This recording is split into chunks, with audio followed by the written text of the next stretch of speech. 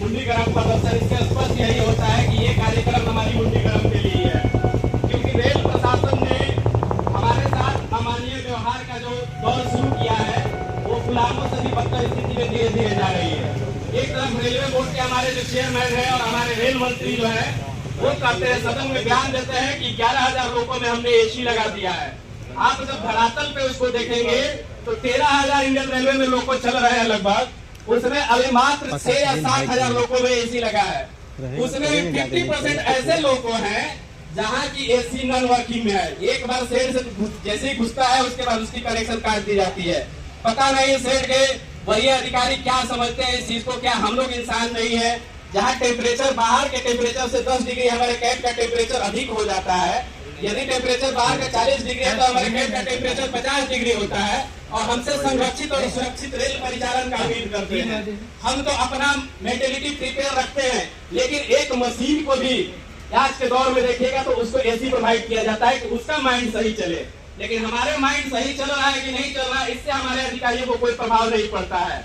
वो ये नहीं सोचते हैं कि अगर वो आगे उनका मस्तिष्क खिसक गया, थोड़ी सी हमारी जो स्क्रू है ढीली हो गई वहां पे, तो क्या पीछे बैठे यात्री सुरक्षित रहेंगे?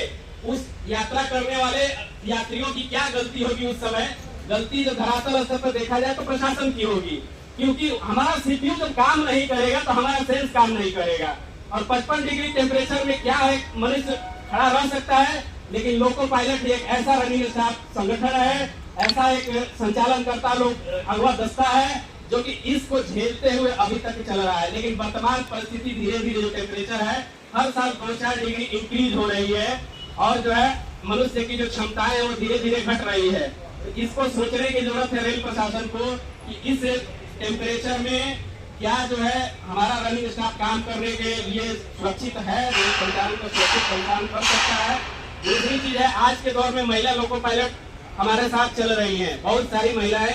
एक तरफ हमारे देश के प्रधानमंत्री से लेकर बड़े बड़े मंत्री सब कहते हैं कि बेटियों का जो है संरक्षण करने के लिए प्रतिबद्ध हैं, उनको आगे बढ़ाने के लिए प्रतिबद्ध हैं, लेकिन वो ये नहीं सोचते हैं कि जो महिला सहायक चालक या चालक यात्रा कर रही है अपनी ड्यूटी के दौरान, वो क्या 8 से 10 घंटा उनको निजी दैनिक अपनी जीवन परिचर्या के लिए कुछ शौचालय की आवश्यकता है, यूरिनल की आवश्यकता है कि नहीं?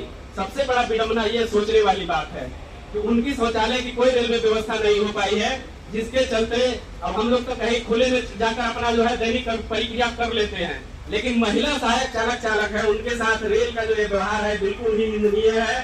जो और दूसरी चीज है, यहाँ शेड में इस तरह के पंखे का उपयोग किया जाता है कि वो हमारे चेहरे पर ना आए। पता नहीं कहाँ से इस पंखे को परचेज किया जाता है, कौन सी क्वालिटी मेंटेन की जाती है कि जब वो पंखा चलता है तो लगता है कि कोई ब्लोअर चल रहा हो। आवाज तो इतनी भयंकर होती है जिसका कोई ठिकाना नहीं है, वो हमारे कान को इधर से छेद के इधर निकल जाता है, लेकिन जब उसकी हवा की बात हो तो हमारे फेस पे बिल्कुल नजर नहीं आता है कि वो फेस पे कोई हवा ऐसे अगर अपने पन्ने को भी सामने रख दो तो वो ऐसे ऐसे डोलेगा नहीं। ये स्थिति है यहाँ रेल के अधिकारियों की मंशा, पता नहीं क्या सोचते हैं, क्या मनुष्य नहीं है, हमारे साथ ऐसा व्यवहार क्यों कर रहे हैं लोग? वही आप एक साधारण जनरल डब्बे के आप कोच में सफर करते हैं तो देखते होंगे वो जो फैन होती है, एक फैन जो है पूरे कंपार्टमेंट को हिला के रख देती है, सिंपल सा एक फैन जो उसमें लगा होता है। लेकिन हमारे कैब का जो फैन है ये अति आधुनिकीकरण से बना हुआ है कि वो हवा तो ना दे, जितना आवाज कर सकता है कर ले। इस तरह से कई एफएसटी का मुद्दा है, जैसे आज जो टेक्नोलॉजी इतनी हाई होते जा रही है और हमारे सहायक चालक के ऊपर बोझ बढ़ता जा रहा है। काफी एफएसटी के नाम पे, कॉलेज फॉक्स सिग्नल के नाम पे कुछ न मिले तो कुछ कैलेंडर थमा दो उनके हाथ में। तो इस तरह की चीजें जो मेंटेलिटी है वो अच्छा नहीं है। तो इसी बीच में चाहूंगा अपने मंडल अध्यक्ष महोदय की वो आए और संबोधित करें। धन्यवाद।